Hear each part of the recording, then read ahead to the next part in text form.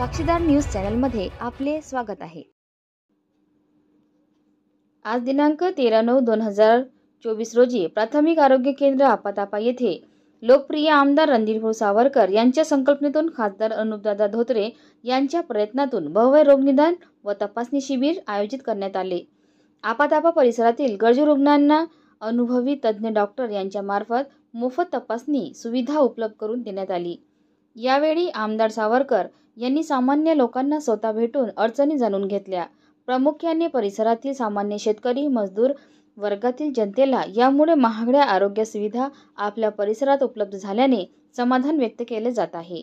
यावेळी भाजपाचे अंबादासजी उमाळे यांच्यासह अकोला भाजपा तालुका अध्यक्ष देवेंद्रभाऊ देवर, माजी तालुका अध्यक्ष दिगंबरभाऊ गावंडे, अनिलभाऊ गावंडे, विवेकभाऊ भरणे, युवा मोर्चा जिल्हा सरचिटणीस वैभव तराळे, गजानन पाटील मोहल्ले, तेजराव काटे, कपिलेश्वर सरपंच शरद कराडे, वरद सरपंच आनंद इंगळे, घुसर सरपंच मातुरकरजी, आपातापा सरपंच टोबरेजी, विजयभाऊ ठाकरे, चंदूभाऊ खडसे, सुभाषभाऊ रायबोले, भालचंद्रभाऊ पागरूत, बाबूलालभाऊ कांगटे, दीपक गतुकले, उज्ज्वल खोब्बरखेडे, पत्रकार प्रमोदभाऊ बोपटे व परिसरातील भाजपा कार्यकर्ते उपस्थित होते।